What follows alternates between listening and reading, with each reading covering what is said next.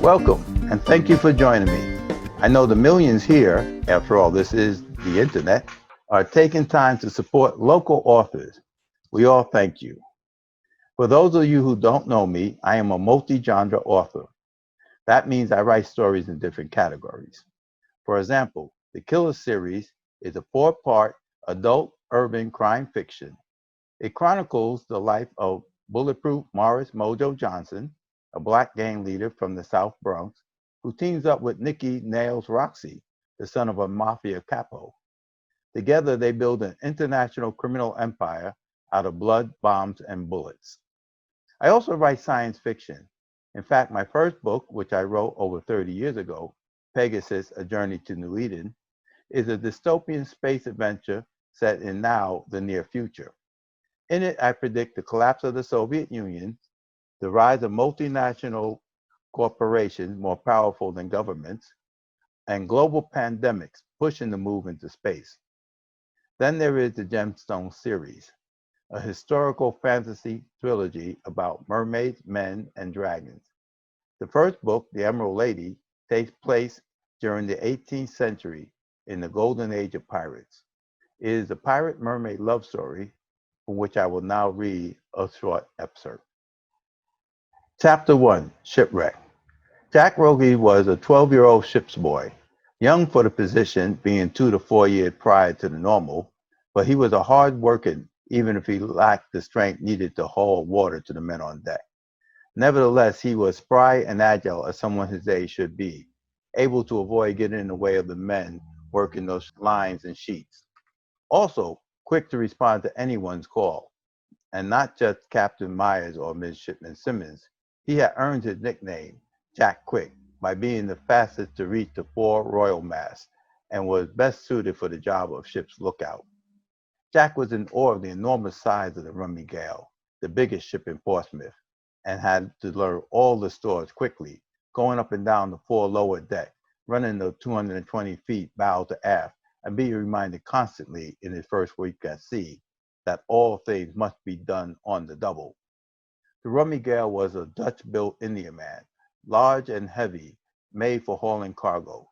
She had seen better days at sea, but was still steady in her timbers, and had recently gone through a careening for a thorough cleaning and tarring. She was a solid 1,422-ton beast of the sea, empty, but on this voyage she was hauling 200 tons of lumber. As a result, she was riding a little low, as noted by the captain. Jack called down from his perch 187 feet above the deck. "Dark clouds on the horizon dead ahead. I see God's anger. Give a heading to steer clear," called the midshipman. "No clearing, Mr. Simmons. Solid wall from end to end. Lots of heaven fire, too." "Come down, boy. A storm can be upon us quicker than even you can climb," yelled the captain. "Aye, aye, Captain." Jack started down the shroud. Descending to the foremast, he spotted something off to starboard, and hooking his arm through the ropes, he pulled the spyglass from his trousers, scanned the waves alongside the ship, and noticed a bloody red body appear and sink below the waves. He yelled, "Man overboard, off starboard." Jeremy Simmons raced to the gunwale, several sailors taking up positions along the side also, all searching for the man in the water. The captain called up, "Give a bearing, boy." Jack pointed towards the bow. "It was there, sir, a league's distant, streaked with blood and tossed in the waves." The captain scanned from where the boy pointed backwards. "Do any of you men see it, or any debris in the water?" A chorus of neigh rumbled down the length of the ship. The captain looked across the horizon through his spyglass and ordered the boy back up the shroud to his perch with instructions to be on the watch for a ship's mast. Then he called Jeremy Simmons over. "Don't keep him aloft too long, and keep a lookout for any signs of shipwreck on the horizon." "What's your thinking, Captain?" "My thinking is that a boy his age should not be on my ship, Mr. Simmons. It is a fine age for the Navy who can afford to train a boy to be an officer and a gentleman. But this is a commercial ship. I cannot afford to pay a boy who can't earn his keep. Yes, sir. But as I explained before we embarked, his father died, and he is the eldest of his mother's sons. He needs to earn a crossing wage if the family is to survive. So he will be my responsibility. Then, wanting to veer the conversation in another direction, Jeremy asked, "What about the body in the water?" "I saw no body," stated Captain Myers. "What's more, I see no record that would accompany a body this far out. Did you?" "No, sir," Jeremy agreed. "My thinking is, this is the first of many storms we will encounter on this passage, and a boy, just from his mother's teeth, is full of fear of what a storm at sea brings, as right he should be. If he does not spot a mast hiding among the clouds, or any wreckage in the waves, send him below to ride out the storm." The captain knew that a body in the water, unaccompanied by any other sign of wreckage, was a known pirate's trip to get the ship to luff and becalm her sails. Then they would come racing out of the cover of the storm and take the ship while it was busy rescuing a person long time dead. Likewise, the absence of another ship could be a sign of something even more dangerous to come. As the banks of black clouds appeared before the rummy gale, Jeremy Simmons ordered Jack Quick from the riggings and replaced him with other sailors reefing the upper sails in preparation of the storm. Thunder rolled across the waves, and Jack shuddered as he and Jeremy made their way to the captain's quarters. Jeremy, towering over the frail boy, placed a firm hand on his shoulder. "A storm is a storm, the same at sea as on land. It's just a bit of wind, water, and wailing. Calm yourself, Jack." "Yes, sir." "Oh, but it is not just a storm when you are at sea," the captain contradicted the midshipman as he stood in the cabin's doorway watching the men prepare, the waves rocking the ship even as heavy as she was. The storm was still several hours ahead, but Jack was right. It stretched from port to starboard with not a break in sight, and he hoped that the wall of black did not go on for too long. Jeremy had convinced him that carrying milled lumber would increase the load and therefore the profit of the voyage, but it also meant the ship was much heavier, ride lower in the waves, and be more prone to sinking in a violent storm. On land, a storm does not open the ground beneath your feet and pull you under. Now, what did you see from your lookout, Master Rogies? "You mean the body?" Jack said carefully, as he was quite afraid of the captain. The gray beard was rugged and unkempt, and the face hard and scarred. "I saw a body with long streaks of blood down its back, but the blood was bright crimson, like fire. It was there but for a moment, then gone." The captain led them into his cabin and poured the young boy a full glass of grog, 4 times his daily ration. Then he lit up his pipe, taking several strong pulls to get it going. Smoke whirls streamed from his nose and surrounded his weathered face. "Ah, you saw your first mermaid, my boy." "Captain," Jeremy ejected, "do you think it's wise to fill the boy's head with fancies?" The captain laughed. "Fancies, Mr. Simmons? You went to sea as a lad, a little older than good old Jack Quick here. Been on the water some 6 years now, and you think you have seen all there is.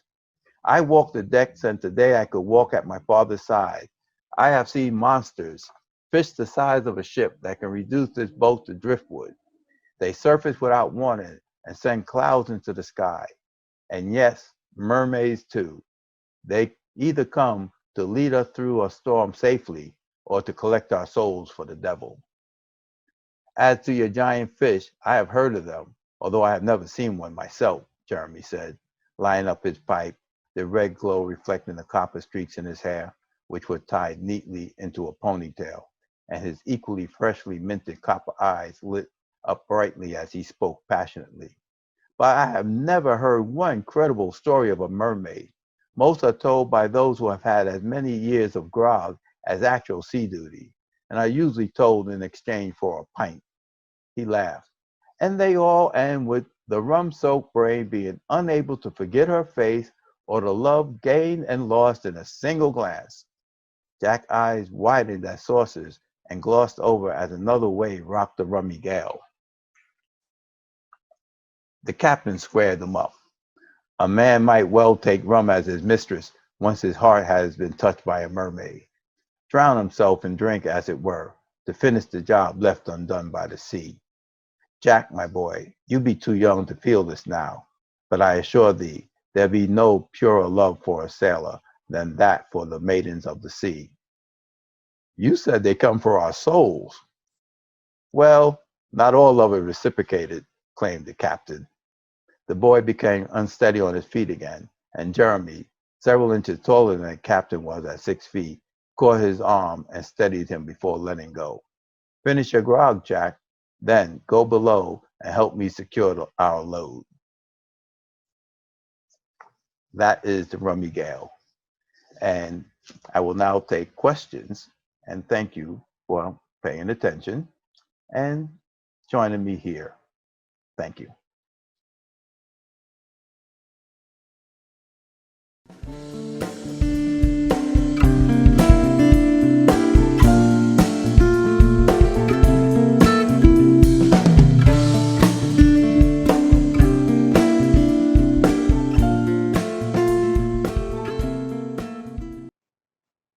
All right, do we have any questions?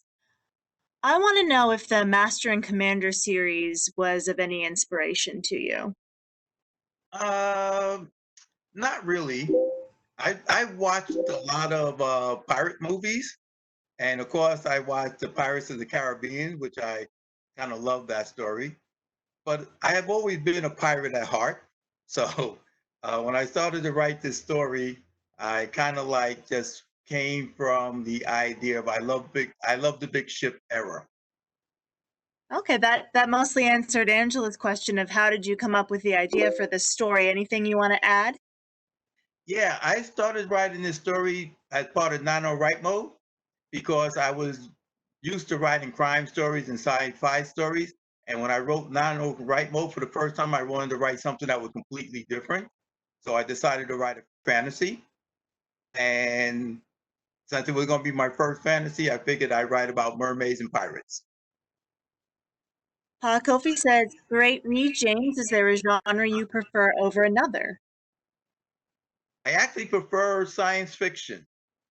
More science minded. I did a lot of science. At one point in my life, I thought I was going to be a scientist, and I'm actually a software engineer, so somewhat of a scientist, I guess. I don't know, but I really like science fiction. I don't write much science fiction nowadays because I'm working on a series of crimes and fantasy. But I will get back to my science fiction writing. I have a couple of stories waiting to come out once I finish my other two series. Angela asks, how did you come up with the plot? The plot is kind of from my editor, who fancied herself a mermaid. And so the plot of the pirate mermaid love story kind of like went to this idea. And at the time, she was in South Africa, so we were separated by thousands of miles. And in the book, they become separated, the pirate and the mermaid. Jeremy and Shira winds up being separated, and therefore they have to work to get back together. And they're separated by the evil queen who curses them both and then sets out to torture Jeremy, in by which case she also tortures Shira. Although she gives them both a little bit of torture on their own. Cassandra asks, how long have you been writing? I started writing way back when. Like I said, my first real novel that I wrote was like 30 years ago, which was Pegasus, The Journey to New Eden. And that was actually my first actual novel that I wrote. And but before then, I had written short stories and poems and all kinds of stuff. So yeah, I've been writing for all my life, I will have to say. Wonderful. Coach Ray had asked what your inspiration was, but I think we had covered that earlier. Was there anything you wanted to add? Well, my inspiration was I really do like stories of the sea. I do like history. So part of my inspiration was to tell the story in a historical fashion. So this book actually takes place during the golden age of piracy and during the American Revolution. So it's kind of like ties into, imagine if you will, that we have these three beings that control the destiny of the world. You have mermaids, you have men, and you have dragons. And how they interact with each other is how our history is formed. And a lot of time you have myth, which is something that happened factually, but it happened so long ago that people then relegate it to a myth. So if you take the idea that myth of mermaids and dragons didn't really exist, but if you go to the idea that maybe they did exist at one point, and therefore the history that we now know maybe had been influenced by these other beings that we now consider as mythical creatures. Well, Angela asks, what drives you to continue writing and how do you begin a new book? I my driving force is I have a whole lot of stories in me, a lot of stories and not a lot of time. So I'm driven to write because that has been one of the things that I have always done, told stories. In fact, they my father used to call me radio mouth because I used to speak to myself. I have all these characters in my head and we will have conversations and sometimes the conversations be out loud and people will hear these things and they're wondering who am I talking to and what am I talking about? And so I just have these interaction with characters and with my other people. And so when I see something and how I begin a book, I usually begin it by just picking a subject or a idea that I see or something like with science fiction, I'll see some kind of new development or some kind of new idea. And I think to myself, I wonder what would happen if this was to develop into this other idea, or I wonder if they took the idea of this being something that could happen. Like take AI. Everybody talks about AI, and then they think about okay, you have what happens if it goes bad? You know, what happens if we create these robots and they try to take over us? Or in fantasy you have the idea of what if this actually is true, suppose there are fairies that are secretly working to influence people. So that's somewhat how I begin a new book. A lot of time a book begins with just a title. I come up with a really great title and I say, wow, I got to write something about that. There's a reason for that title that have come to me, and so I begin the story around that. Angela comments, you are too funny. Please write a humorous story along the way. Have you considered writing a humor book? Uh, I haven't really thought about writing a humor book, but there are a lot of funny instances in my stories, even in my crime novels, the Killer series. The interaction between Mojo Johnson and Nikki, they are terrible people, but they are very funny when they get together and the thing they say about each other and say about the thing they have to do is very funny. I'll give you one example. They're going down to Florida to actually kill a rival gang mafia guy. And because they're flying down to Florida, they can't carry guns with them on the plane, naturally. So Nikki's father ships the guns ahead of them. And it winds up being that he shipped them in a funeral arrangement. So Nikki, they show up at the church and Mojo thinks they put it in the casket with the body. And he's like, there's a full funeral going on there. How are we gonna get these guns out? And Nikki laughs at him. Says, "We didn't put him in the casket. That would be sacrilegious. We put him in the flowers." So they dress up as altar boys and they walk down the aisle like they're altar boys. Go, they pick up the flowers and they walk out the door with them. So it's kind of like dry humor like that and different types of things that I throw in my stories. But I do like to be kind of funny, and you have to throw in some humor sometimes, even especially in the real dark stories. Wendy was asking, will this event remain for viewing? Well, Wendy, we have been recording all day long, and these recordings will be edited and will be made available on our website and on Facebook. And if there aren't any other questions or, James, do you have any last minute comment before I segue? Well, my last comment will be that I am a multi-genre author. Now, some of my work is not for children. So if you pick up the books by J.L. Hill, which are the Killer series, they will not be something you will want your 13-year-old, 14-year-old kids to read. Uh, but the other books you could probably, like the Emerald Lady and Pegasus, uh, yeah, if they're in their teen years, they can read those stories.